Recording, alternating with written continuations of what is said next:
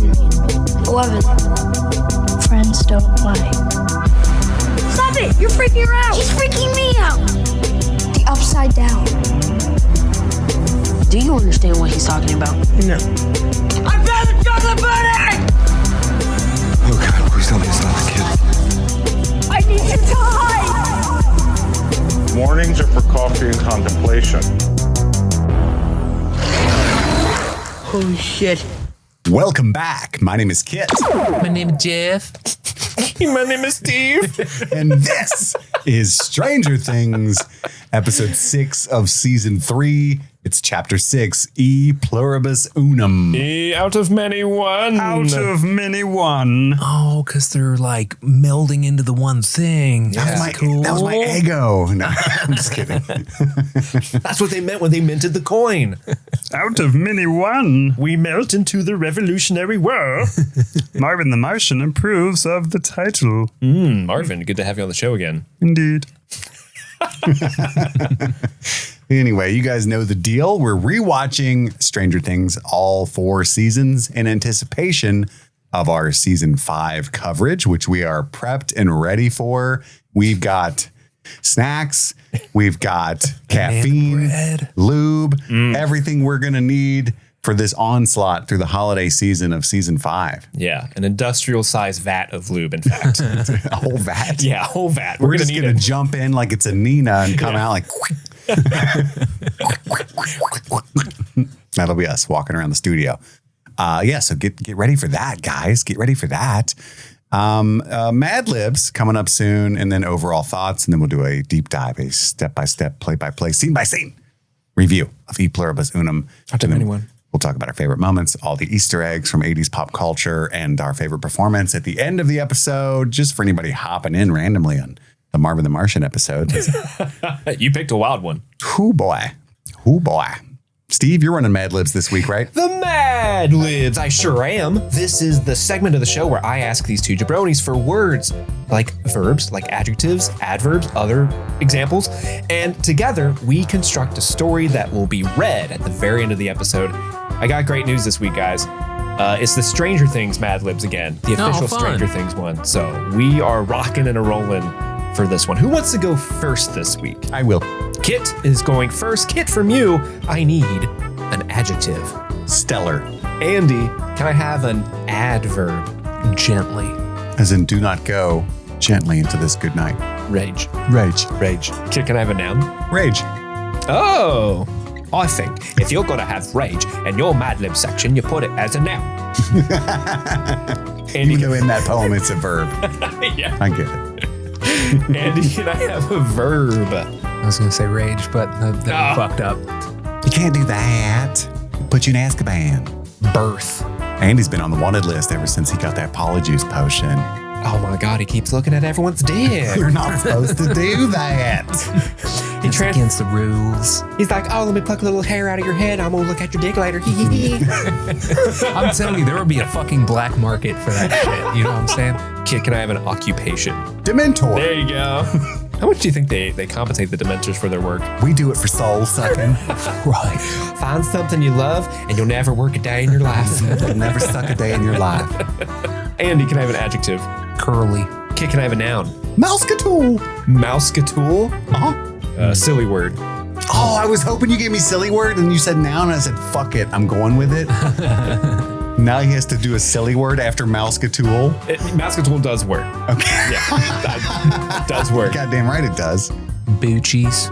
Boochies? Yeah. What you guys say? Boochies. Kid, can I have a noun? Lightsaber. Andy, I need part of the body, plural. Gums. Most sensual part of the body. You know, it's sensitive. It bleeds a little. It shouldn't. Not if you're flossing properly. Plural noun, Kid. Donuts. Type of food, plural. Andy. You got Dunkaroos. This is pissing me off. Dunkaroos, my man. Plural noun, Kid. Rings. Verb, Andy. I thought you were going to type of jewelry, plural. That would be really funny. Boil. Kid, hit me with a number. 6 or 7. 6, 7. Andy, can I have a noun? Flavor blasted goldfish. like that. Let's go with it. Can I have a noun? Lead farmer. And lastly, Andy, I need a place. Mama's house. Now, is this Big Mama's house or just Mama's house? Just Mama's house. Okay. Well, stay tuned to the end of the episode where you can hear the story that these two jabronis helped concoct called It's Erica's America, baby. I added the baby. You can't spell America without Erica. It's true, you can't. Well, guys, it's time to discuss what we thought rewatching Chapter 6, E Pluribus Unum, also known as Out of Many One. Out of many one. Andy, what was it like for you? Dude, this episode just fucking rocks. I'm just going to say it. I mean, so this to me is the promise of the premise being fulfilled. And like all of the threads are finally popping off. That ending with Billy is so fucking iconic. Him walking, staring at the camera. We've been building it for you. For you. And he's got like the teardrop and stuff. It's so fucking cool. I love everything with Hopper and Joyce and Murray and Alexi. It's fucking hysterical. The antique chariot and wheelbarrow shit makes me crack up so fucking much. I love it. You've been yelling at him like a parent-teacher conference. I love that line. I love the like Fed dude that she calls. He's like, yes, ma'am. Yeah, he's so. he's yes, ma'am. Please don't yell at me. Yeah, I love the Steve and Robin stuff too. When they're being interrogated, it's so fun and it's hysterical after they get drugged. I love the Mike and Eleven stuff with like Mike's been a miserable fuck, but we know he's just like he's struggling with his feelings. You know what I mean? He doesn't know how to articulate them. Yeah, bravo. This episode rules. Steve? I agree. This is an all-time great episode. I think this so far is my favorite episode of the season. And it just continues that upward trajectory that I mentioned, I think started with the sauna test. Like this is just a big, everything is just keeps rolling. It's like a snowball in a cartoon falling down a hill. Like it's just getting bigger and bigger and bigger and bigger and better and better and better and better.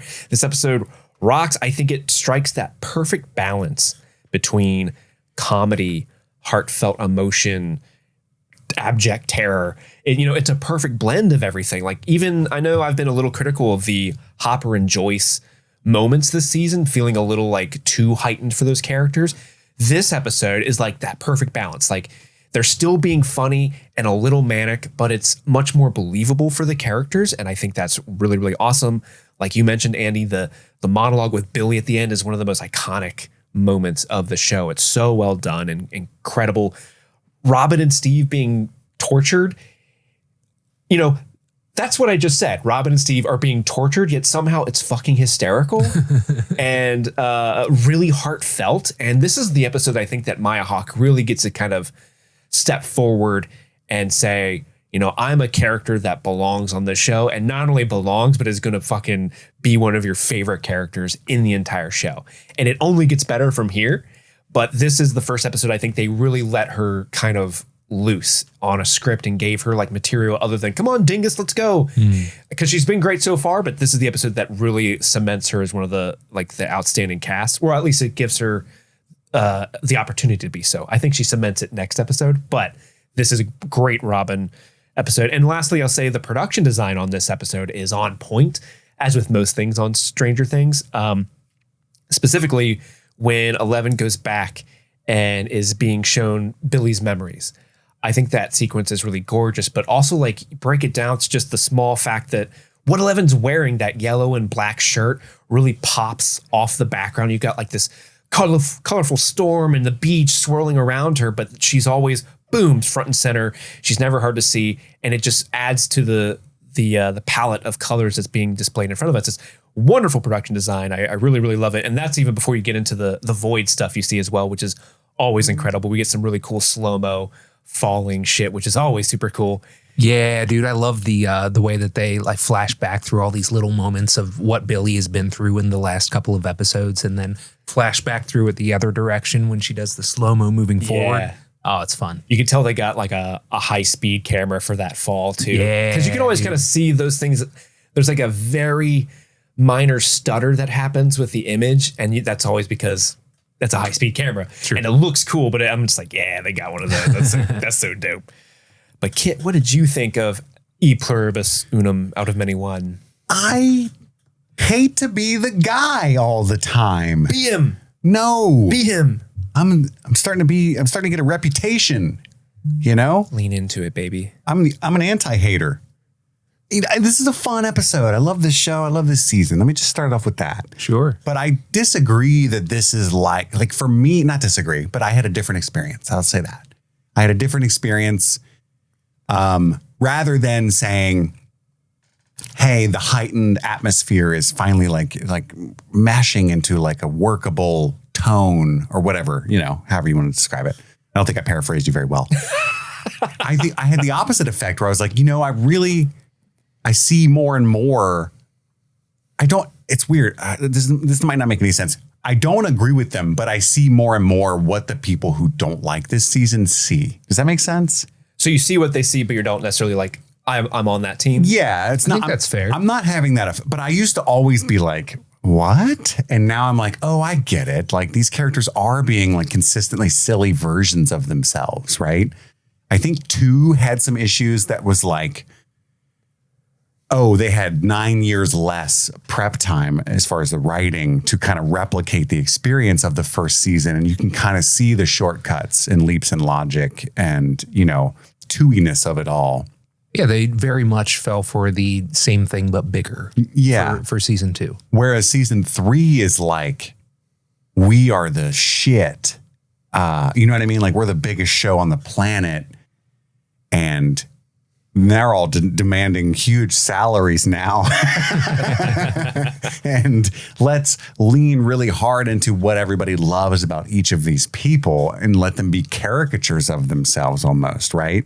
I think about the interrogation scene and how I think in season 1, think about the first time Dr. Brenner walked into a room. I think about it constantly. I'm always walking into rooms. He had this very, like when Benny's shot and when like Dr. B walks in and it's like this, it's scary. And it's, you know what I mean? It was especially juxtaposed with those children. It was like, this is wild, you know? That fucking Russian guy, him and Dr. Zarkov are so goofy, you know? I like this guy, you know what I mean? It's just... It's a different kind of thing. It's almost more childish, even though the kids are older. And even though we have all this body horror and actual gore, everything else is like objectively sillier, you know? Sure. So I say that all to say, I never at any point thought like, oh, this episode is like maybe my favorite, you know, or I wasn't, but I was just having a good time. Nothing stood out. In fact, all of the beach stuff felt like it didn't work at all for me, you know, like the Billy memories and stuff. I respect the fact that they didn't explain much, at least not yet. It's just kind of her wandering around and you're like, oh, okay, she's in Billy's memories. And I guess he's like maybe snitching on the Mind Flayer by hiding it below all that stuff, you know, or something like that. Like that's the idea I got at least watching it. Yeah. And visually it's cool, but it was kind of silly. Like there's a couple of parts where like when she's in that beach memory. I know what you're going to say. I think. Do you? I think. And she goes, I see the source. Is that what you're talking about? And it tilts up and it's like this massive storm. And it's like, well, no shit. I was cackling. There's actually 2 moments. She's like squinting. And there's actually 2 moments in the beach scene that made me cackle. It's that one because it's just so silly. Like, I think I see it. Oh. But then when she walks past Billy's dad in the memory and she just really turns around and mean mugs him. Yeah. So I'm glad she did because I love that about her character and I love that, but it's still really funny. You are like Papa. You are like bad man. You are bad Papa.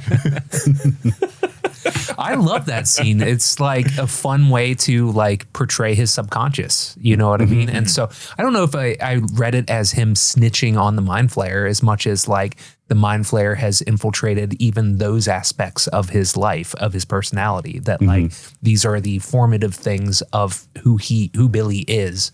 And the Mind Flayer is there as well, you know? Well, I would like to think that, and maybe we get more of this later, and that's why I'm acting like I'm seeing it now, because I was actually told that and don't remember, you know what I mean? But I would like to think that Billy is in there. Oh, for sure. And is trying to help her because he wants the Mind Flayer to lose as well. And like when she first gets into the void and she walks up to him, he's kind of like teary-eyed and stuck looking. And then he grabs her and she does that slow-mo and it does like steals from Christopher Nolan's Inception a little bit. Eggo. Oh, sorry. It's all good. Literally just realized that. I didn't even write that down as an Eggo and I thought I was being clever. But anyway. Yeah, it's the subconscious. You wake up on a beach. Don't spoil your whole Eggo. I took that as like, he's like here and he's Yes, only able absolutely. to tell her that info because it's buried through generations of memories that, you know what I mean? The Flayer hasn't been able to eradicate yet. Absolutely. You Yeah, know? yeah. So, I mean, yes. So, yes, he is snitching on him in that way. But like, I guess when you said it's like he's snitching on the Mind Flayer, I thought you were saying that like he inserted the source into his memories so she could find it or something. No. It was more just like, here, you're allowed in. He's in there kind of thing. Don't go down that road. Go down that road. I think there's a source down that road. He's right past my dad. He's an asshole. I wanted to ask you guys about this opinion because Erica and I were talking about it, and because she was saying like how much of Billy is left in there, and I always took it as because the other Flayed are basically just dead puppets, like they're just meat puppets until they're able to like fall over and be absorbed by the meat Flayer. But I was saying that Billy's not as far gone as the other Flayed because his form is useful currently to the Mind Flayer to operate as an agent. He works within the out. world. Yeah, he gets some gains. You wouldn't want Mrs. Driscoll out there as your soldier. I kind of want that. Miss Driscoll's running down door to door like, we're going to the steelworks. Come on. Motherfuckers. She's got like 2 shotguns in each hand. Come on. Her only ability is she just like calls the cops on people and stuff. But yeah, I 1,000,000% agree with you. I think that there's more Billy there than the rest of them because he is the Mind Flayer's agent and they are what he is building. So like he is the only one that has some agency that can still navigate normal life to some extent and gather these people and stuff. Like obviously there's some autopilot that they can go through because some of them are like part of families and the whole family's not even Flayed that we see later. But I think he's the one that like he might not fully goop the way the other ones fully goop. Did he not drink the chemicals? He did, but I don't know if he did to the point where he's like all goop. He just had taste. Yeah. That okay, let me walk you through my understanding of events. Do it. Hold my hand. Just because no. I just meant like making sure that I'm right. So the Mind Flayer, his physical manifestation fled the body of Will because he was blown out by the heaters in the cabin at the end of season 2, right? Total blowout. Total blowout. He's flying around like fucking What do? Voldemort. the little Nemo thing or Voldemort. Yeah, like in Quirrell form or whatever, Professor Quirrell form. Yeah. He gets to this old steel mill and he starts inhabiting rats to form a smaller physical goop body, or like it's smaller, but he's still like a big monster of rats, right? So originally it was just rats. He gets lucky and a strapping named character happens to wander by. Yeah. And he inhabits Billy first.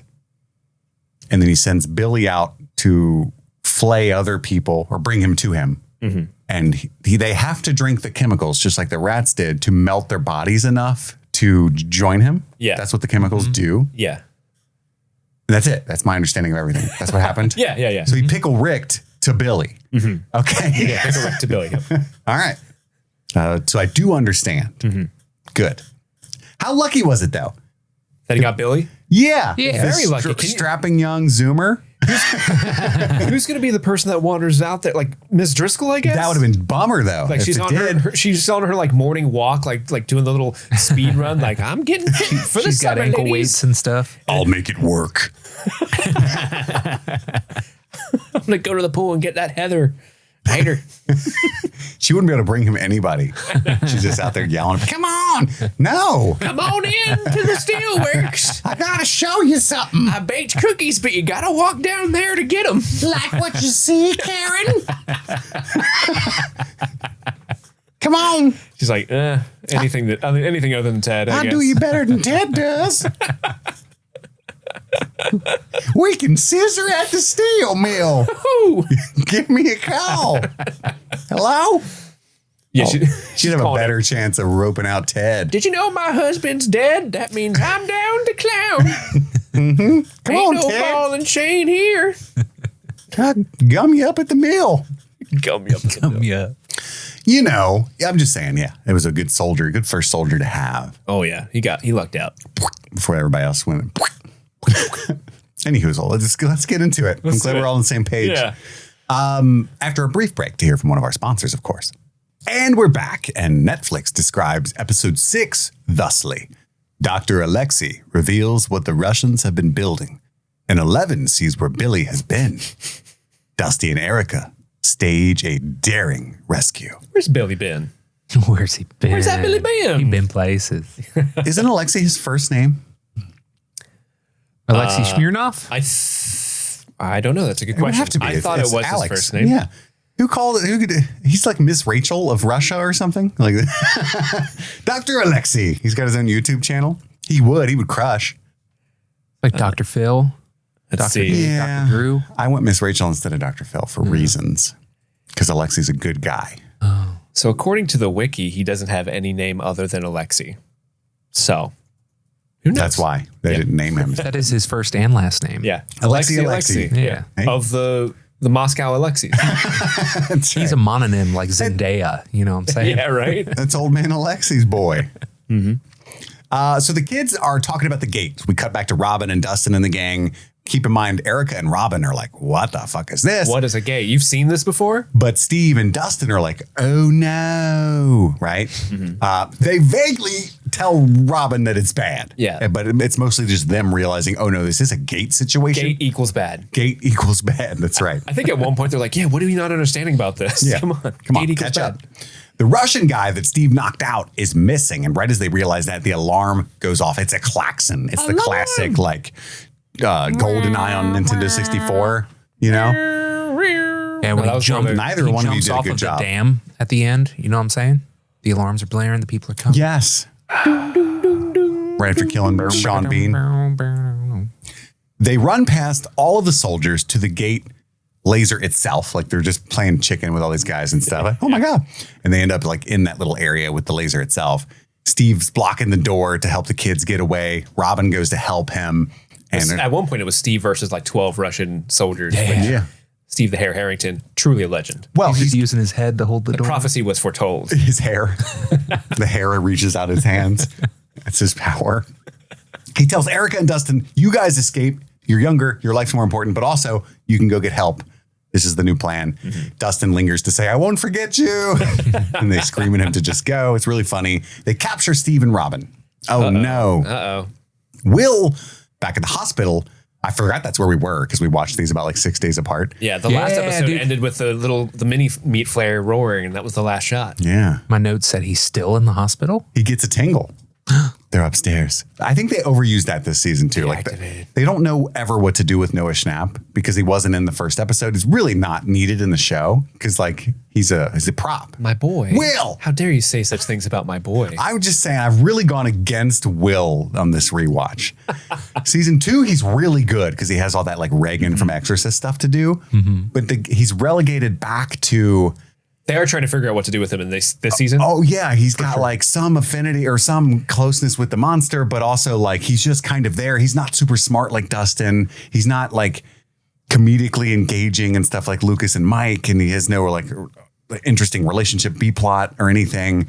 Well, he Let's just also have he him does, touch his neck right before everything happens. He does still have all of his like holding on to childhood. He missed out Yeah, on a that couple of story's years. good. Of That his stuff was great, childhood but and like stuff, now that like the plot has begun, and that would be weird for him to be like, but you guys have girlfriends, you know what I mean? Like because the Right. world's ending. It sneaks he in a just couple touches times. his though. neck. Like that part of his character does sneak in at critical moments in the show. I don't think in this episode, but next episode definitely. Oh, like when they That's started really talking funny. about like girl stuff again, and he's like, "Who cares?" Yeah, who gives a shit? Yeah. Yeah. I just think something I noticed, but he touches his neck, and he's They like, need a "It's canary in here." the coal mine to know. that- Yeah, he's just the canary in the coal mine. Because if he wasn't there, 11 wouldn't know, ooh, bad thing upstairs. They should just put him in a cage and like throw him into every building. Guys, guys, He starts drawing I just want to play frantically. D&D. Give me my crayons quick. Upstairs, Nancy's blocked off from fleeing the monster. There's like some fucking I don't know, concrete bags or drywall bags or something because it's like an unfinished floor. But she does get inside. She gets into another room. It melts itself under the door, which is really crazy and scary. That was cool. It hits Nancy, like just backhands her across the room. Yeah. Jaybird's trying to get in desperately. Yeah, he's got like an air canister on the door he's knocking it with. And 11 shows up at the last second because the monster really made a meal, luckily, of killing Nancy. Gave her one last roar and all that stuff. Had too much Jake Busey in there. Who was I finally got you, but I want to let you know I'm going to get you. It did, yeah. And 11 and grows a really bad wig and just starts saying sexist the Jake jokes. Busey wig is terrible. It power slams the monster. 11 does. Throws it out the window. How funny would it be if she had slammed it on Nancy? I save you, Nancy. She's like stuck to it like gum at the bottom of the shoe. Yeah. When she throws it out the window. She throws the monster out the window. Or she chucks it out the window and there's like a grandmother being like taken out of the hospital like, I'm waiting for my car to be picked up to go. I finally got to ring the bell. Oh no. She beat cancer.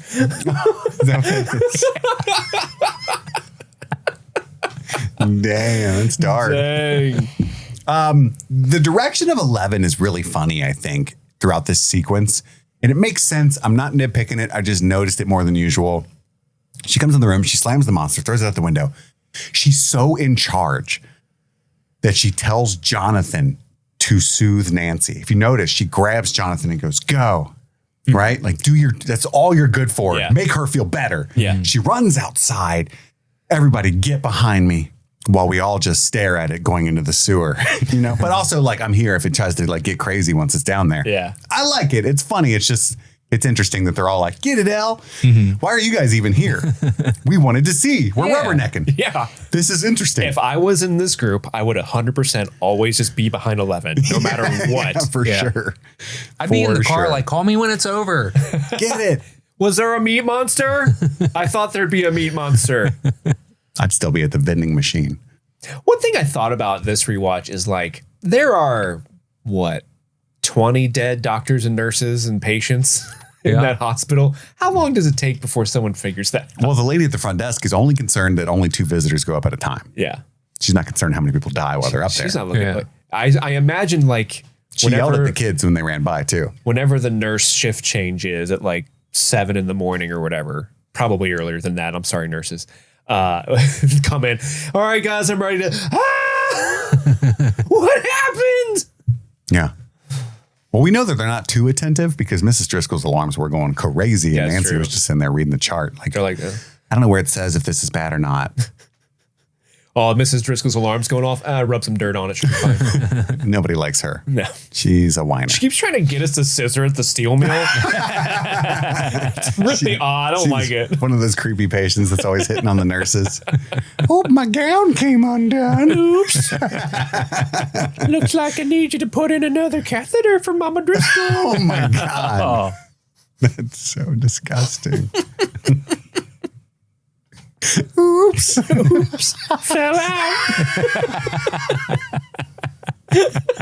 Something that's absolutely going to happen. Nobody likes that. Oh, my God. Billy and Heather are chilling at the house. It's time, right? We've been busted. Plan goes into overdrive, and then we get the title. They beat up Jake Busey. Blah. It's time. It's over now. We lost the Buster. They got the Buse. Not the Buster. We cut to the fun fair. It's getting built. Mayor Larry yells at the hot dog guy. You can't be in the main thoroughfare. You got to go over there with all the goddamn food stands. Well, I got to do everything myself. I mean, I know this scene is built to say like, oh man, isn't Mayor Klein such a jerk? But honestly, he was right. Come on, hot dog dude. Yeah, really? He was trying to sling extra wieners in the front there. No. Yeah, but he's in the middle of the walkway. That's where you want your wieners crazy, to be. You don't put a hot dog stand dead center of a thoroughfare. That's true. That's fair 101. He should be right up front at the entrance so you can get like the walking dog. You know what I'm saying? Oh, yeah. Like on your way to the other snacks. And you get the people on the way out that are like, you know what? I did want another funnel cake, but I didn't pick it up. Ooh, last chance, hot dog. One last wiener for the road. That's a savory funnel cake. Where we're going, we don't need wieners. Nice reference. He sees Grigori there. Mayor Larry does. And he tries to placate the Russian. Hey, I want to ride this ride. Hopper's a moron. That's French. I put hands in air because I do not care. Oh, I get. He's going we, not. I thought you were speaking Russian. I was like, you're a fucking moron. Duh.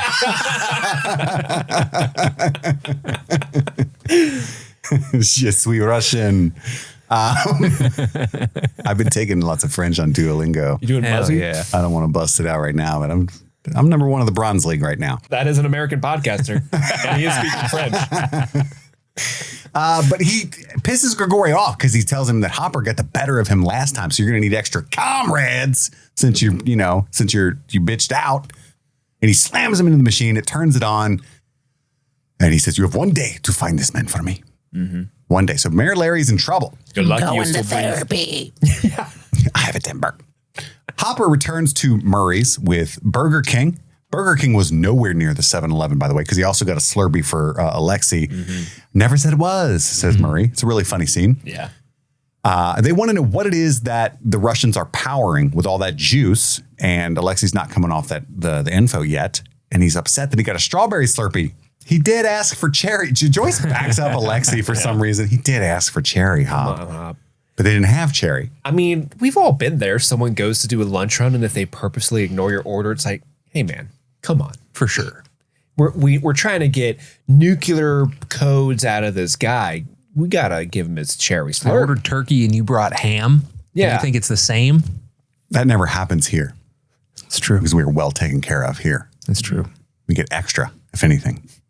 Things we didn't know we wanted. That's how thoughtful the people around here are. Yeah. Shout out to Erica. Yeah. She replaced our Mommy. cheese ball case because the last cheese balls weren't as flavorful. She got the good ones. Yeah, for Steve us. was like, I don't like these. I don't like the tang of the aftertaste of these cheese balls. Take them away.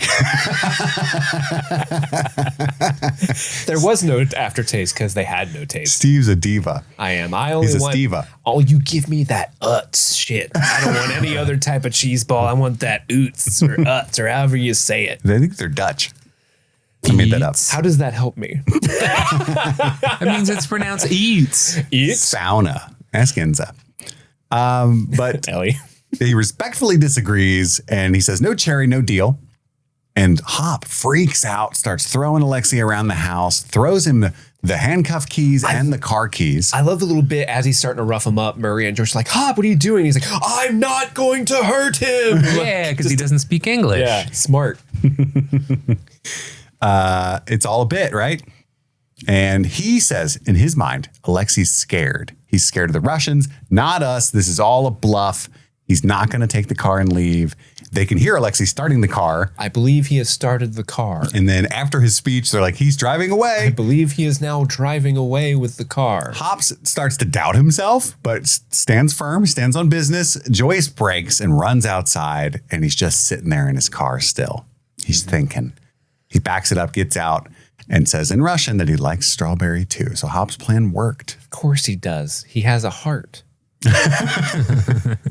Russians are marching around like goddamn stormtroopers down in that lab or whatever that is, the base. Yeah. Dustin tells Erica everything that has transpired. She does the old off-screen catch-up. My Lucas was there. Lucas Sinclair. No way. She believes everything, but not that Lucas was there. It's really funny. And then she does an incredible amount of math in her head, and Dustin realizes that she is, in fact, a nerd.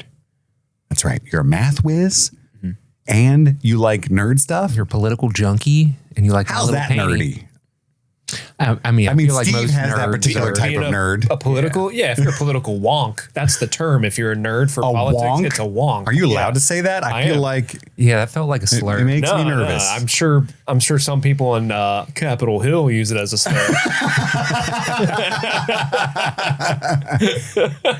I know how a bill is passed because of the cartoon. He's just a bill. On Capitol Hill. That's goddamn right. I really like the delivery from Dustin at one point when he's arguing with Erica. He gives like a Jesus like that. It's so one-to-one a Steve Harrington Jesus. Like he's been hanging out with Steve so much that he's starting to bleed into his performance. I thought that was a nice little touch. I actually have a potential hot take here too. Ooh, serve it. As great as Maya Hawke is, as great as Dacre Montgomery is, as over the top as Joyce and Murray and Hopper are, I think Gaten Matarazzo carries season 3 with like just really good work. I love that take. I love him. Like, I love this delivery of, well, how do you know so much about My Little Pony? She thinks she's got him. And he's like, 'cause I'm a nerd. Yeah. Boom. Right? Even Now, when come on, nerd. When he's detailing the plot of the My Little Pony movie, like even that is such great delivery. He has all that memorized and just spits it out like, yeah, of course I know it. Yeah. So good. That's my whole point. You're supposed to be hanging out with me. Centaurs, castles, magic, standard nerd tropes, girl. Come on. Come on. And Come on, you're a nerd. math nerd. Come on. That's just, and she like digs deeper by being like, that's just simple math. It's not. I didn't even know what you did. Simple equation. Erica is a math whiz and a political wonk. She's a whiz wonk. A wonk whiz. I don't like any of this. Was he Wonka? No. I like the idea that Willy Wonka just got his name from sitting in that factory looking up stuff about Reagan. Well, he has to. Or He used to be Eisenhower. a country. He's making his chocolate. Yeah. He's gotta be a little politically leaning some way because he's got all that unpaid labor going on in his shop. Yeah. That's true. No OSHA rules, child endangerment. We got to stop this chocolate factory.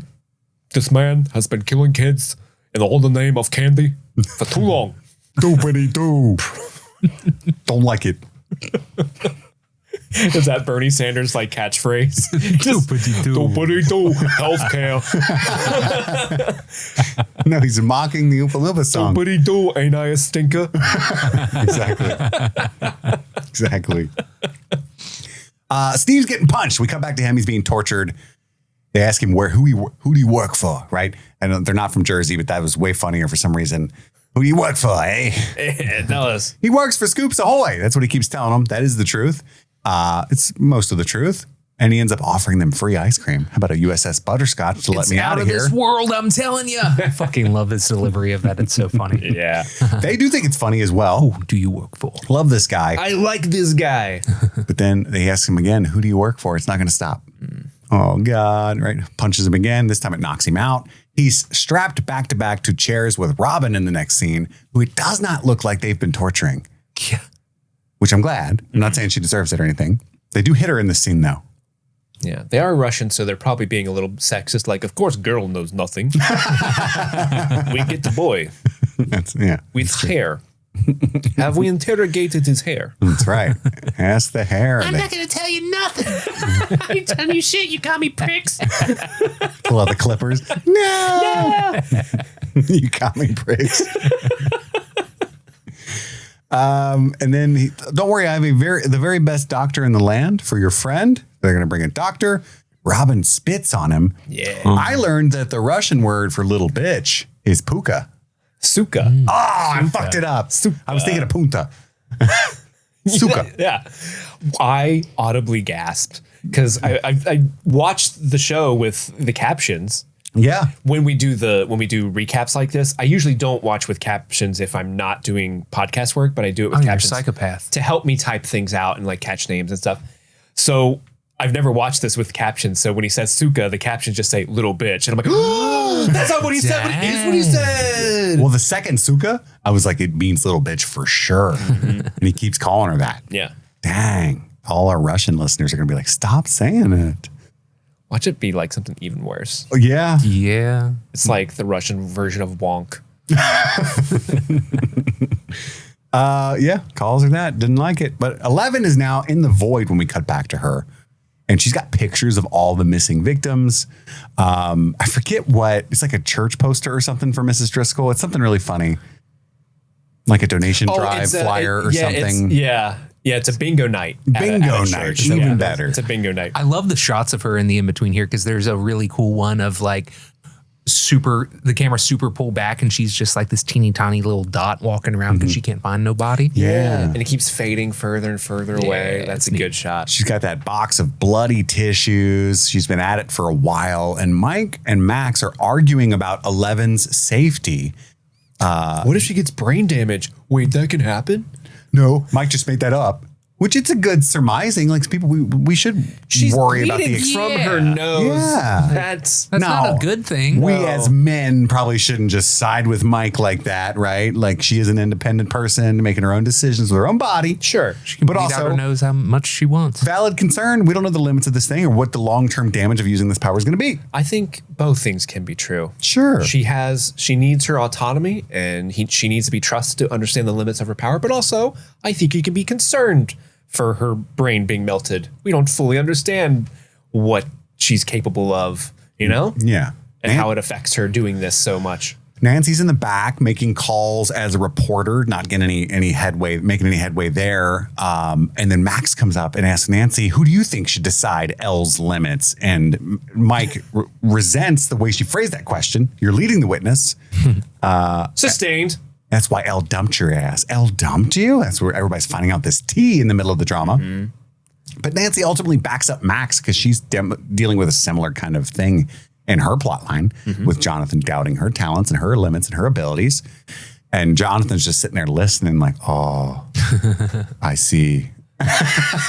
Lucas is just smiling, shaking his head. Yeah, like you silly fools. I understand now. My dad taught me to not say nothing. But I love what Mike says here too. He's like, y'all are being fucking careless with her powers. You're treating her like a machine, and she's not a machine. She's a person. I love her, and I don't want to lose her again. Well, that's when he drops the L bomb, and they are all like, oh. You're in lesbians. I said lesbians. I love Lucas's face when it drops too, because he's like, man, I knew it. But Mike drops the bomb that they've been spying on them with Elle's powers, just using her powers willy-nilly for frivolous things. Girlfriends don't lie, they spy. How about that? And then Will has to throw in like, who cares? Come on. Wait, what? What are we talking Oh, that's about? what you were talking about. We with should just that play coming in. D&D. And they're like, Yeah, he's what? setting up a game. Because I I figured love we her. could get a good session before while 11's doing work, you know? I can't lose her again, which is fair, very emotional. But then L comes out right as the L word is dropped. What's going on? I found him. I love Lucas's little callback, just a family discussion, because remember, they're part of the Driscoll family, all of them. Thought that was cute. She's been doing all that searching, by the way, and Billy was just at his house. I just want to throw that out there. Yeah. She went through all those tissues. Didn't look there first. Oh, he's home. Well, maybe she was looking, and that was when the Mind Flayer's like, all right, everything's Now, set. reveal the location. We're here. Yeah. Stage set. We cut back to Murray, who has said that Alexei calls it a key. He's learned a lot in the Russian about what's going on down there at the base. He calls it a key. The houses that you guys were going to are located near giant transformers. So they've been using the town's power to power it, right? Talking Constructicons, Devastator, Megatron, Ultra Magnus. What are we talking about? Transformers? Closer to Constructicons. Okay. Everybody's power bill's been going up. They've been writing letters to Duke Energy. Like, what the fuck's going on here? It's not even winter. What's going on? It's too real. Joyce and Hopper ask, why Hawkins, though? Why not build this shit in Russia? What the hell, right? And Murray doesn't understand the translation. Joyce gets upset. Don't you speak Russian? Oh, I'm sorry. File your complaint right up my ass. My ass. Because he's a little intense. Alexei then tries to explain what they're trying to do at the doorway does it, Mr. between. Clark. He does. It's the only way to explain it. We've talked about this in the show before. That is the best way. A doorway between worlds. And then Joyce and Hopper realize what he's talking about, and they get chagrined, I think is the word. They couldn't do it anywhere else. They can only do it here because the door is weakened. A location It had was been opened before. the half of the equation was the location. In Hawkins, the door has been opened once. It's still healing. Done, done. It is. So it's open now. It is opening. Oh, that's bad news. Yeah. I love how his little demonstration, he has like a empty fry box. He's like, can't push it through the empty fry box, but then he gets the thin tissue paper. Oh, I can do it through there. That's right. Because the visual aids are always helpful. Joyce immediately wants to call the children, and Alexei is immediately bummed he's not allowed to watch more Looney Tunes. Turn the Looney Tunes on. Niet. Damn. Hopper is immediately looking for whiskey. I love this bit because he's like looking for whiskey. Murray's like, fuck yeah, drinking buddy. Hell yeah, here we go. I do my best work. Last time I drank it was with kids and it was not as fun. I think one of them was her kid.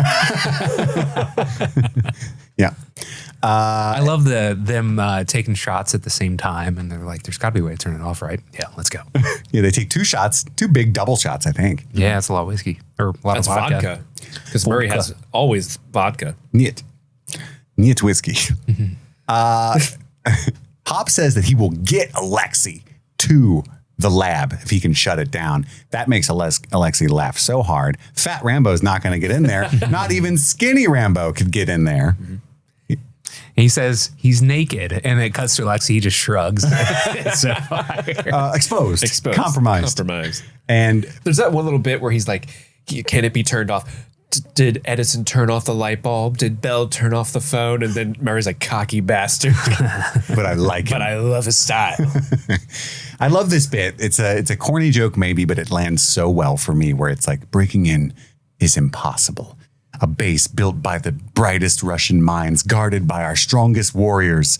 Not with 10,000 men could you do this. It is folly. And then it cuts to Dustin in there. Yeah. It's so good. But Dustin and Erica, they get to like the green stuff freezer and they find a luggage cart. That's our favorite little things.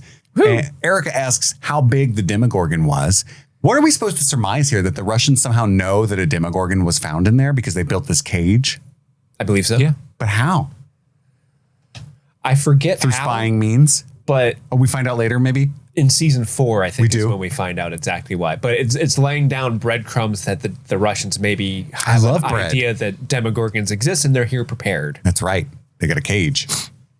He does find the car keys. Like he picks the lock on like a little thing over there. She found a cattle prod. I don't know if there's another word for one of those that's used for humans, but I love her delivery when she shows up and he's like, Jesus, what the hell is that? A dangerous weapon. well, they have even more dangerous weapons. She wants to go back and rescue Robin and Steve. And Dustin's like, no, the best thing that we can do is go get help. But they've already been gone for like 10 hours. I mean, he is 100% right. Like, that's Correct. smart of him. Like, the best thing that we can possibly fucking do for them is go get help because we are children. That's right. But we know. But it works out. He ultimately caves. Steve finally wakes up, tied to the chair. And Robin's like, don't worry, they're calling you a doctor. Pfft, you sweet summer child. And is this his place of work? Charming. But there's scissors on the table over there. They left scissors in here? Morons. I love that they keep calling them morons, but there's that bit where she's like, you see the table to your right, and he immediately looks left. Yeah. You're other That's right. fire. I didn't catch that. You're other right. They scoot the chairs over. It looks like it's working, but then they fall. It's going to work. He thinks Robin's crying, but she's laughing. I can't believe I'm going to die in a secret Russian base with Steve the Harrington. And then she tells the story about how she sat behind him 2 days a week for an entire year in Mrs. Click's class, and he doesn't even know who she is. Clickety clackety. And the way she tells this story, it implies that she has a crush on him and always has. She said she was obsessed. That was a word she used, right? I love her lines here. Us losers pretend to be above it all, but we just want to be popular. Normal. Popular. She started singing Wicked, which is weird and inappropriate. Popular. Yeah, it's like, not the time, Robin. Not the time, theater nerd. I love, there's a tiny touch here where Steve ruefully quotes Nancy. And I thought it was bullshit. And he's like, but he has that like chuckle, like bullshit, like he learned, you know? Oh, did I learn? I thought things were important. I was such an idiot back then. It's just so cool. There's so much loaded in that one word, and I thought it was very effective. Yeah. There's actually a ton of like really deep stuff happening between Robin and Steve's scenes. Agreed. In this episode and in the next. It's the best part of these two episodes is Robin and Steve. Yeah. I agree with you 1,000%. The Russians discover them laying on the floor there. What are you doing, silly kids? You thought you'd get away? You scoot away? Oh, the scissors trick worked? Who the fuck left scissors? Yeah, he's actually mad. He's like, you got this. Those are the kind for children that cut nothing but special paper. We have some of them here. But they are metal because they are for Russian children. Duh. Yes. Da. Drink your vodka. I said yes after you said da. Duh, yes. We. Yeah. So he's chuckled by the fact that they were trying to get away, but then they give him the old truth serum. It says blue juice, Dr. Zarkov. Did you even clean that? Dirty needle. I'm scared of dirty needles. I get it. You just gave Steve hepatitis. That needle Nice. does look really painful because it goes like right there. Yeah. That's not cool. He didn't even clean the spot before he did it. You know what I mean? All the bacteria on the surface of the skin is going in there now. Way to go, Dr. Zarkov. Where'd you get your license? Russia. Oh. Soviet Russia. Billy's just chilling in his room. waiting for shit, right? They discuss if it's perhaps a trap that Billy's in his room. It's obviously a trap. But then 11 gets inspired by the rainbow on the Lucky Charms, has a flashback of how her mother once gave her info in her mind. Mm-hmm. I think I've got a plan. I think I can figure out where the source is without invoking the trap by going there physically. And 11 tells Mike to trust her. And he's like, you know what? I just learned that I should. I will. I was paying attention. Will told me not to because he hates women. But I'm going to do it. Will was like, ew, girls. What the fuck did I do? Yeah. Oh, I only got kidnapped by a monster. Yeah, what do I know? What do I know? Yeah, ignore my neck tingles. She finds Billy in the void, holds his hand. He's got like sores on his arm and stuff. I want to see what happened. And then in the void, 11 falls in slow-mo and starts to see everything. We get some like quick edit cuts and flashbacks, but then she lands on a beach in California. There's a woman. She's pretty. Hot lady. There aren't any beaches in Hawkins. What's going on? There's a boy in there who asks for 10 more minutes on the surfboard. And then she says, wait, Billy, watch out for the riptides. It's Billy. It's California. It's a memory. She sees the source, which is a massive, crazy looking Matrix style storm 20 feet away. I see it. Source. I think I see something. Hold on, guys. I don't want to get your hopes up. Could be nothing. Hop is trying to get a message to Dr. Owens through his government friends. He had a passcode that he had to write down and put in his wallet. Antique chariot. The Ruskies are opening the gate. He'll know what that means. He's purposely being bad at this, right? Hop is? Like he's like stalling because he wants them to trace the call? Is that what's going on? No. Okay. Oh, well, he does say that he wants them to trace it. Yeah. So Murray says 2 minutes. This is a secure line, but after 2 minutes, they'll be able to find us. And he says, I want that. But yeah, I don't know about like if he's being bad about. I think he's just more of that heightened comedy of season 3. And he's like the one battle after another character who's just really bad at secret agent stuff. Well, I can see him fumbling the card, but some of the times like he's really drawing it out. I thought it was just so he can. But yeah, why would he do that? And then he just gives them the phone number at the end. So it's like, Yeah, and also, why does he want them to go to Illinois instead of Hawkins? Illinois. Well, right after this, they're sitting waiting, so they're expecting the cavalry to come to them, I guess, and then they're He's waiting for the phone call back.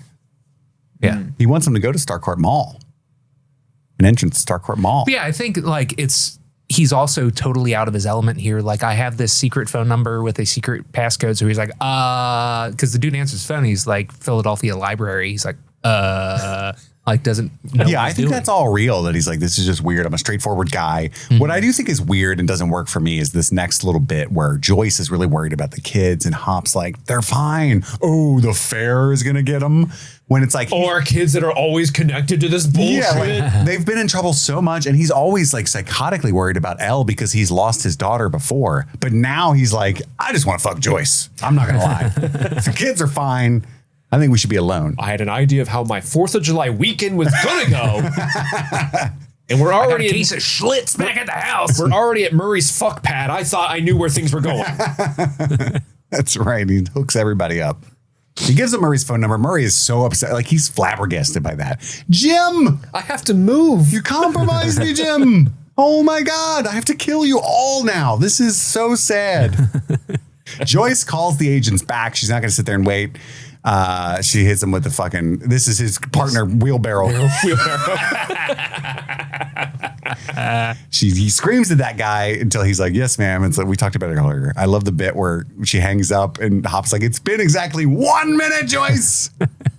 And you snapped already. It's just like, that's 1 minute too late. We got to go. And she wakes up Alexi. We got to go. Vroom, vroom. Back to Hawkins. Such a mom thing to say. I love Everybody speaks vroom, vroom. Yeah. We all know what vroom, vroom is. Steve and Robin are starting to say they don't feel anything from what was injected. I actually kind of feel good. Morons. They did it wrong. They did it wrong. Now we feel awesome.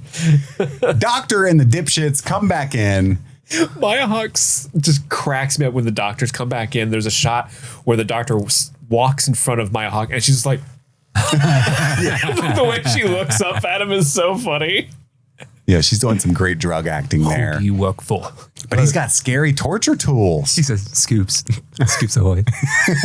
How did you find us? Totally by accident. But when they're going to rip Steve's fingernail off, Robin spills the beans that they cracked the code, right? Blue meets West, blue meets yellow in the West, all that A stuff. couple of kids who scoop ice cream for a living cracked it in a day. He calls her Asuka again. This is where I was like, that definitely means little bitch. I don't like that at all. He's talking all kinds of crazy to her. He snitches on Dustin Henderson, tells him his full government name. Dustin Henderson. Here's where he lives. He's long gone, you big asshole.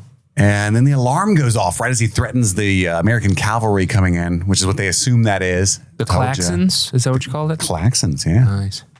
And Dustin runs in and shocks the doctor because Dr. Zarkov's the only one left in there after they leave because they left a green melty acid ooze trap to That's set the crazy. alarm I was off. just talking about you. Yeah. Meanwhile, Did 11. Dustin kill that doctor? He like zapped him in the heart. Yeah. Hopefully. That kind of prod. Hopefully. Dr. Zarkov, famously not a good guy. So to recap, 11, highest body count still. Second place, Dustin. I think that's accurate. I'm pretty Except sure for, you can tally Bob on his list too, you know? How many people did Bob kill? No. I was saying he got Bob killed. Oh, who did? Dustin. How? Because he's the one that had the baby Demogorgon. He didn't cause that. Yeah, well. All the Well, other if Demodogs were doing independent that- of him. Well, if we're doing that, then Dustin, I think, might be above 11 because he got everyone in that building killed. Yeah. Well, if you go back far enough, 11 caused all that by opening the gate. And actually, Dr. Brenner caused all that by abusing 11. This it is was all on Dr. probably B's head. 11's mom for taking all those drugs while she was pregnant. Don't blame Terry. She was out for a good time.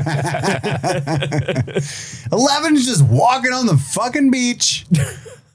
Billy's dad's being abusive. She gives him a dirty look for that Oh, I one. love To raise the a mean pussy mug. for his son.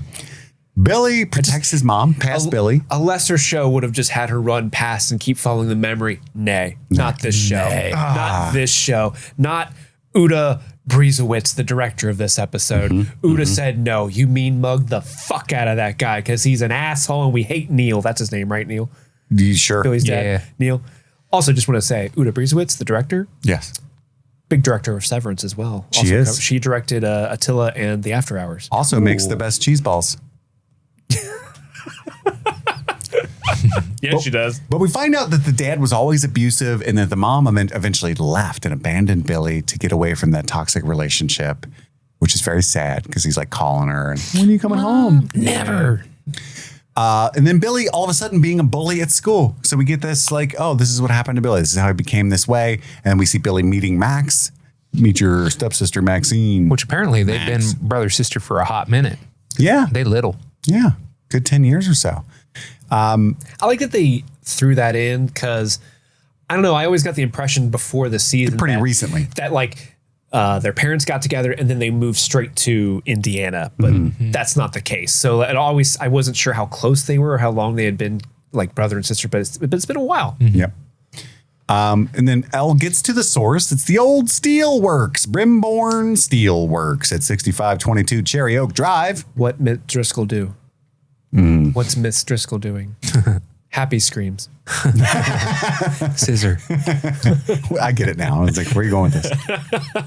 And they're like, we found it, Elle. Get out of there. Because they looked it up in the yellow pages or whatever. She goes back up slow-mo style and she's back, but she's not. She's at a different level. The room is empty. It's a dream within a dream. Billy is there. Now I see you. He can't hear you. Now we can all see you. And Heather and her mom are like walking through the fireworks and shit. Everybody and else the is music walking. is so fucking cool. You let us in. Other zombies are walking off during the 4th of July. Now Seth, you're where going to you have to let us stay. You're going to miss it. That's so sad when the little boy goes, Adam. oh, Adam, don't go. We've been building it for you and everyone. Whatever. Now it's time to end it. I want to end you and your friends. Here's the best part of this monologue. Billy is crying. Yeah, it's so Yeah. good. He 'Cause drops he's a in tear there. right at the end of it. Oh my God. Tears. I just got chills. And then she makes it back to the real reality. And she's weeping in Mike's arms. But all of the Flayed are marching into the goo factory. And then the Flayer is born. And it's the end of the episode. It's so big. So big. So big. And he's going straight to the high school to look at the snowball. I wanted to go to that. I've always Looked like a lot of fun. This is what really pissed me off. No date, no invitation. Just walks up to a random girl. Shall we? He pulls a Dustin Henderson. Even Stacey Dustin should have said yes. Even Dustin got some action. He's got his Mind Flayer hair all up. I got the Farrah Fawcett spray. He's spiking the punch. Let's get this real party started. Yeah. That brings us to our favorite moments after a brief break to hear from one of our sponsors. Greetings, ghouls and ghost and stream fiends alike. It is October, and now we must give reverence to our most generous of patrons. These exalted souls, our super patrons, offer not mere support, but sustenance to the very lifeblood of this podcast. They are becoming part of something eternal. So before the darkness claims this episode, before the final whisper fades into the void, we shall speak their names aloud, one by one, like incantations echoing in the haunted hall. So with that, excuse me. So thank you to Amy Teckentine, Brianna Williams, John Collins, Sun-Loving Mortal, Xander Barbarian, Daniel Pack, Phil S, Nice Guy Eddie, Apple of Andy's Az, Albus Stinkpot, Maddlestat, Susie Callahan, Anthony Corona, Jim E, Lady Trashley, Sean Myers, Just Liz Calabria, Brett X, E Scramo, Lil Tickler, Svento 7, Jay Scramo, aka Ashley Ray, Jay Rich, Upside Down Canuck, Big Butthorn, Josh Stitch, Jer, Kaylee Sampson, Rabbit Dog in a Barbie Car, Elbander, Charlie Friday, Alexis Adler, Peaches, Emmy, Haley B, Joe Velez, Trisha Bueller, Suzanne Rode, Sean Callahan, Jadinklage Morgoon, Jen Robinson, Kalisha Reeves, Paula Garcia, That Brenda, Aaron Armstrong, Who Do You, Ashley Powers, Casey McCain, and of course Enza. So thank you all so much for supporting streaming things. And now, with that, let the reckoning begin. Back to the episode.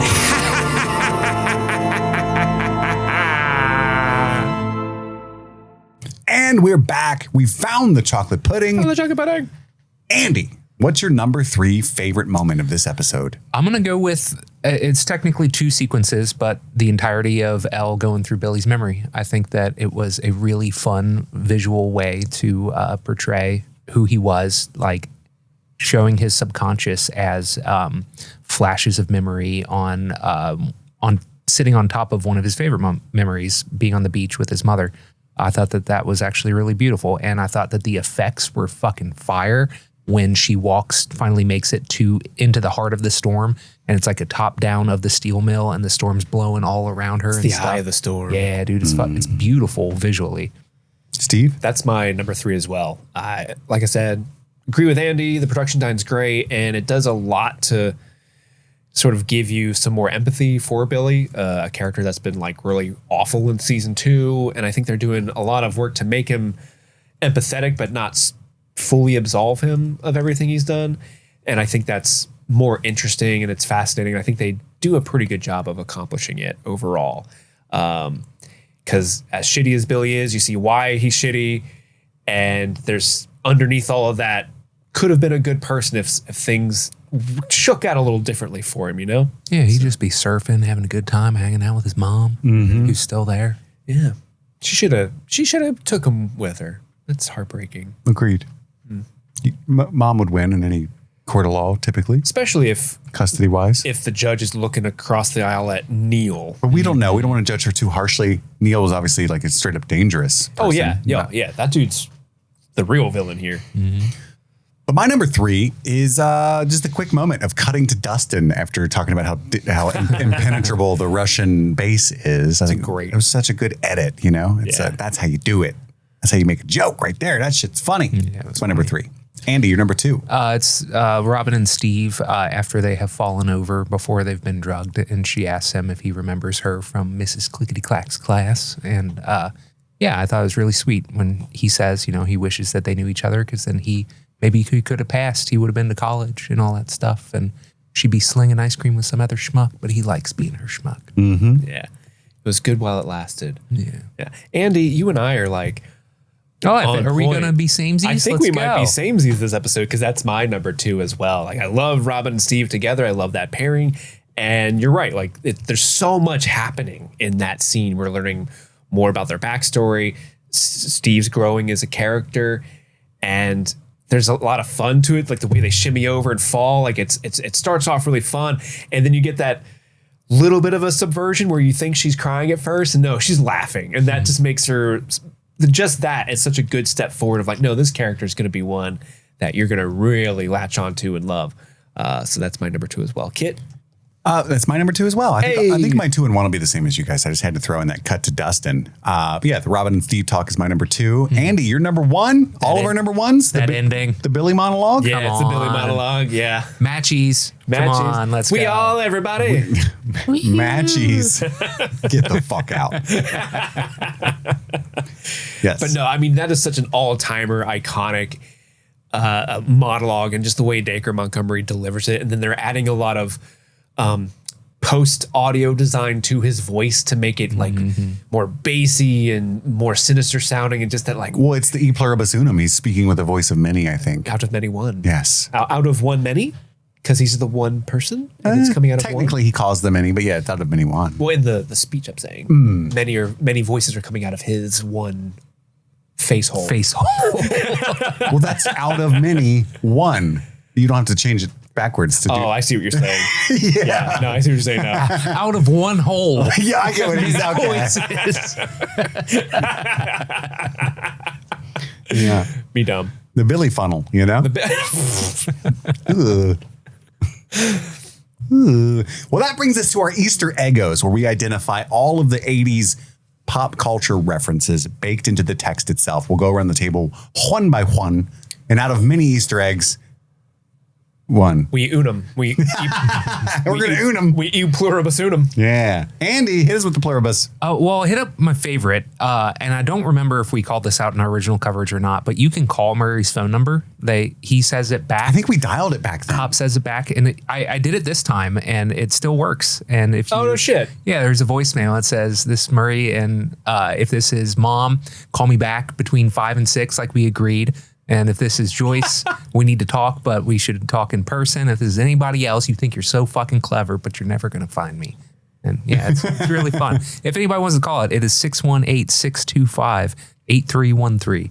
Love it. Is that an Illinois area code? I have no idea. Steve. I will throw out my favorite of the bunch. I And know that what is it's going to be. Indiana Jones and the Yeah. Last Crusade. Yeah. I mean, the imagery of Robin and Steve tied back to back and shuffling over, and And that's the banter. the banter, and then even his like your left, your other, or your right, and like the way they're looking back and forth. That's so Indiana Jones, Harrison Ford, and Sean Connery strapped together from The Last Crusade. But also even the little bit when they're like, "Where's your little friend?" and Steve says, "Oh, he's halfway across the country right now. You'll never find him." And then it cuts to Dustin. That's almost beat for beat a line they do in Last Crusade where he's like, "Where's Marcus? Marcus knows 6 languages. He'll blend in. You'll never find him." And it hard cuts to Marcus like, "Does anyone speak English?" Love that movie. Love that egg. When they are laying down talking to one another, I believe, the song that's playing was a song called Breakdown, written for Day of the Dead, which was another movie already referenced in this season. So I thought that was interesting. Andy? Nice. I looked up the episode of My Little Pony that Dustin was recapping, and it That's came a out movie, in right? 84. It's like it was a a special. special. Yeah, Rescue at Midnight Castle aired in 84. Darn tootin'. Steve? I'll throw out an obvious one. The Blob is a big. They get real blobby. Real blobby this Real time. blobby in this one. It, like when the blob monster is like kind of like funneling underneath the door to get Nancy at the beginning of this episode. That exactly happens to a character in the Blob, and it's purple looking. The 80s Blob is what we're talking about specifically. Not the I guess some of the original as well, but I think they're directly lifting from the 80s Blob, which I've always wanted to see. I've never actually fully seen it. I've just seen like cool kill clips from it, Like a cultural osmosis thing, like you've seen it even though you haven't. Yeah. I called it out when we covered the flayed, but we're still dealing with the, got Alexei kidnapped, but he's pretty fun to be around, taking him across town kind of thing going on. So there are more songs used from the movie that has a similar plot, Midnight Run, in this episode. Hell yeah. Andy.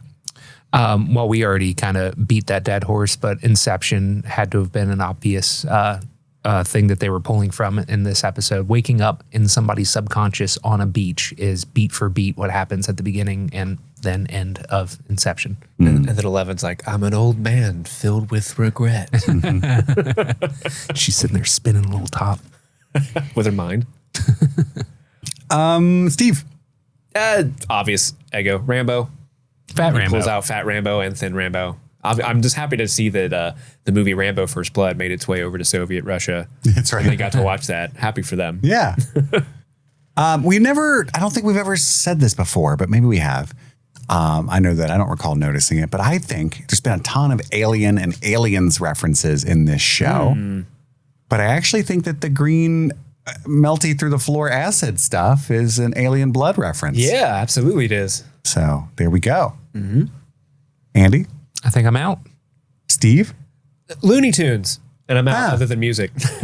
Well, you actually called it out during the show, but I think it's a legitimate Eggo, is that there are some Constructicons merging to form Devastator pools in this episode. Oh, with the blob blade thing, yeah. going into the meat flare? I think it's a Constructicons and Devastator reference. Devastator. Yeah, I think he said that if you look closely, listen closely. If you read the captions, he says Devastator ain't no Suka. suka. That's right. You beat me to it. Damn. And then that is all of my Eggos. Let's get to the music, Steve. Music, there's not a lot this episode. You already called out the Midnight Run stuff, but there's also Stand Up and Meet Your Brother by Possum River. That's playing when Mary My Klein. favorite band. I love Possum River. It's when Mary Klein's getting ready for the fair and he's yelling at the hot dog vendor. Neutron Dance by the Pointer Sisters is what's playing on the car radio when Alexei is trying to steal the car. And then lastly, the titular or the big crescendo music at the end is like a big orchestral arrangement from 1896 called a Satyagraha highlights Act 2, Tagore Scene 1, Confrontation and Rescue by Christopher Keane. It was on the tip of my tongue. I can't wait for the trivia episode. Don't you love all those like Yeah. Don't you love all those like orchestral arrangements from like the 1800s have like a name that's a billion? Yeah. It's so long. And they were in German, that's why. Yeah. In C minor. To tell you what key it's in. Yeah, typically. So you can play it on your free time. Yeah. You got any more? No, that's it. Well, that brings us to our 11 out of 10 nominations. The favorite performance of each of us in this episode. Andy, to whom do you gift it? I'm going to give it to Maya Hawke. I think that she was phenomenal in this. It's a 1-2 punch for sure with this episode and the next one that we're going to cover. But yeah, the moments that we get with her talking about being obsessed with Steve, and even like when she's all high and stuff, Steve called it out the funny way that she's looking at the guards as they walk past is hysterical. And like, I'm looking at that and I'm like, yeah, it's Ethan Hawke's daughter. She's good.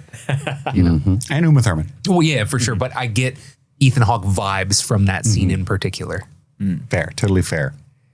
I am also picking Maya Hawke. I actually struggled. Am I going to give it to Dacre or Maya? For this? 'Cause Dacre's, same.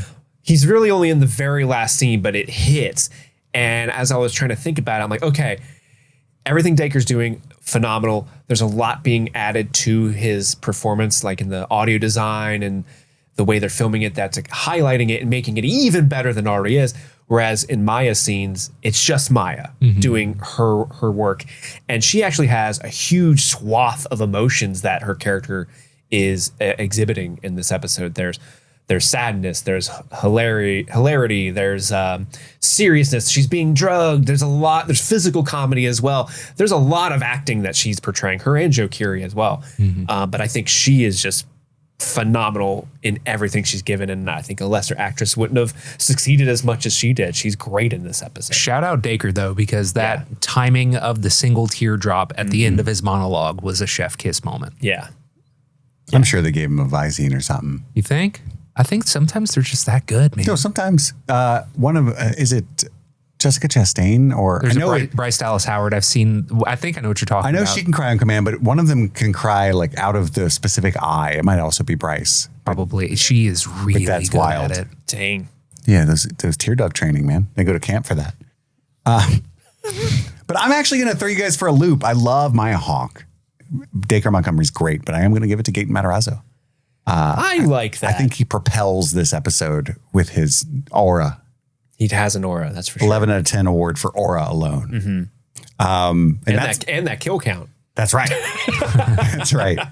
Which brings us to stepping into the Nina. We're going to Dr. Brenner's house. Come into the Nina with me. We're going to step into the Nina and go way, way back to our original season 3 coverage. We're going to listen to 5 clips selected by the mods of the Discord over at patreon.com/streaming things. At a certain tier, you get access to the Discord. And they've barreled through our old coverage and chosen some clips. Yeah. We're going to listen to it right now and try to guess the context. Let's see what they say. This is the first clip they sent us for episode 6. Don't be a pussy. Look, it's happening. I just pictured Steve glaring at the dad and then running. You fuck. Quit chasing my kid. That's why we actually were gone for so long. I got arrested for harassing children.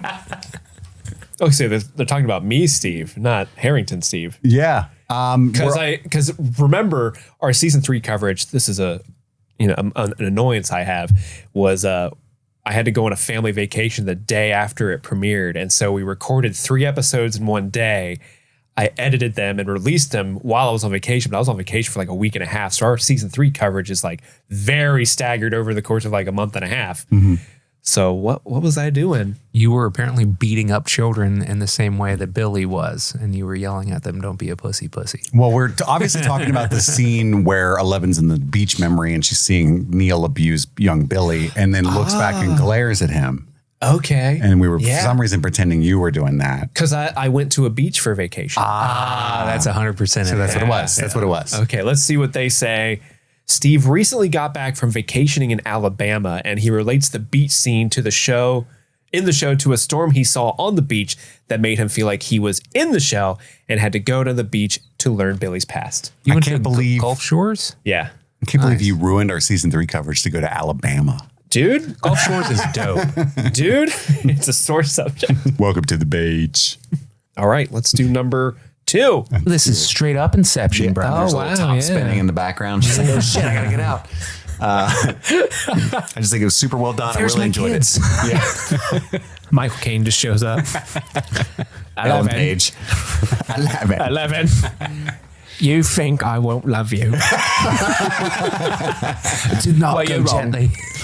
Do not go gently into the night. Okay. That we made the same exact jokes, but like in different sections of the show. We're simple people. We are. Yeah. But yeah, we're referencing the beach being an Inception thing, right? Yep. All right. Kit and Andy, realizing that Eleven's journey into Billy's memories on the beach and then subsequently into the empty cabin is giving Inception level 1, level 2 vibes. Indeed. There we go. Pretty straightforward. Number 3. Yes. It's like a triple entendre, or a subversion of expectation or I don't know, maybe just double, but yeah. Subversion of expectation. Or triple, but yeah. Robin laughing, maybe? Yeah, it could be that. What's a double? What would be a triple subversion? I don't know. I didn't think that at the time either. Could it be Alexi leaving that whole thing? Ooh, I like that. Oh, he's not leaving. Oh, he is leaving. Oh, he didn't leave. I love that. Yeah, let's do it. That's Alexi leaving. Good. Okay. Kit reflecting on the scene where Hop gives Alexi the keys Good job, Steve. and tells him to leave. It is set up to make Hopper look stupid, but subverts your expectations. Instead of a corny joke where Alexi just drives away, Hopper is actually right. Love it. Boom. We nailed it. Number 4. I did not do this. They couldn't even make it through the scissors we left. Morris, look at this. We've been watching you on camera the entire time. Great. Who schmuck? It's the Russians watching Steve and Robin try to get to the scissors. Yeah. Like they were like on like a camera feed making fun of them. Like, look at them go. One thing I've realized throughout all of these step into the Nina segments is that Andy used to think Steve was a lot funnier. And now he's just over it. He's over my bullshit. You're a one-trick pony, Steve. I mean, based off the jokes that keep appearing in this Nina, yeah, I'd say that's true. Andy used to just be cackling and couldn't breathe. Now you look over, he's like, Yeah. watch. I'm a wheezy laugher. Yeah, you're right. Insert joke with silly voice guy. Let's see what the mods say. This is when the Russians come into the room where Steve and Robin are tied to the chair and they fail to get the scissors. Yep. Boom. Nailed it. We're crushing it this week. That's right. We're killing it. This is our last one for the week. Let's keep this rolling. I like my tear rolls like I like my sex. Quick. Don't equate sex and tears. I don't like that. Salty. I mean, who doesn't equate sex and tears, if we're being honest? Oh, no. I love they kept in your oh no. Well, that's the Billy single tear that we're talking about, I think. Absolutely. And yeah, Andy's. I think sex was Weird just on my kinks. mind because it's Dacre Montgomery. No, it's the shame and disappointment you have after the fact when you're crying alone in your bedroom. Sure. Yeah. I get it. I understood. Steve and Andy talk about how Billy's single tear rolling down his face in the scene with 11 is well done. Andy points out that it is only good if it's fast, not if it's slow, leading to Steve to equate sex and tears. Only good if it's fast.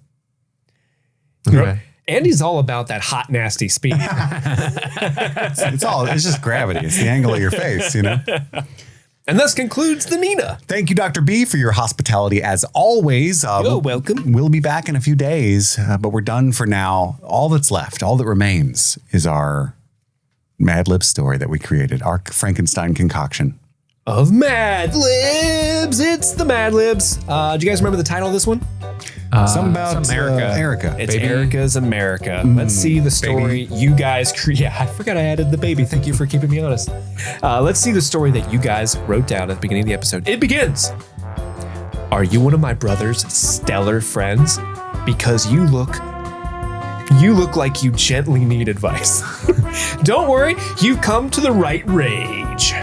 Number 1, you're no nerd. Don't let anyone birth all over you. Show them who's the Dementor by always having a curly insult ready. My favorites are Mouscatool Face, Bucci's Head, and Lightsaber for Gums. Number 3, know your worth. Why do any flavors for free when you can get donuts in return? So true. I'm talking free Dunkaroos for life. That's capitalism, rings. Number 3, boil for what you want. 6, 7 ice cream samples? A later flavor plastic goldfish time? Anything your older lead farmer calls off limits in his room, it's all yours. Remember, if you're confident, Mama's house is yours. We brought it home at the end. Yeah. That was one of our rougher ones, I think. But we do our best here at the Streaming Things MadLibs Lab. Hey, Mama's house is yours. That's right. The Mad Lab. Everybody knows. Well, that's our coverage of Chapter 6 of Season 3. Chapter 7 is coming soon over on the main feed. This week, we've got the finale of Season 7. Not the main feed, the Patreon-only feed, rather. It's finale of Season 7 of Game of Thrones. Mm-hmm. And a lot going on over there on Patreon. A lot to discuss for 2026. You need to get on over there if you haven't yet. Our live show, as you hear this, is a mere 2.5 weeks away or something like that. Coming up so fast. Oh my goodness. Plan your trip to Cincinnati very soon. November 7th, we're going to have, 50, 60 fiends at least. Oh, 60 for sure. Yeah, 60 Probably, at least. I think by the end of it, we can get up to 80. Oh my God. Easy. And if you're listening to this and you're like, man, I want to add to that number, fucking do it. Let's get it to 100, baby. Ooh, triple digits. Yeah. 100. Triple digits. 100 fiends running around the nasty natty. It's going to be a good weekend, so don't miss out on that. But that's all the time we have for right now. My name is Kit. I'm Andy. And I'm Steve. And this was Streaming Stranger Things. Happy streaming.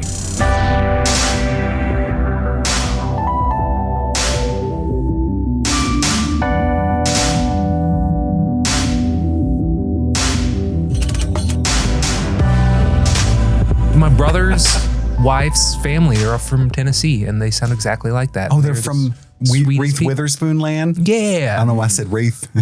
Oh no, Reese Witherspoon.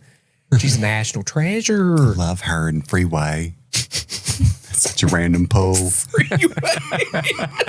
She slit that bastard's throat with the toothbrush. Oh no, girl, I'm gonna have to fuck yourself for that.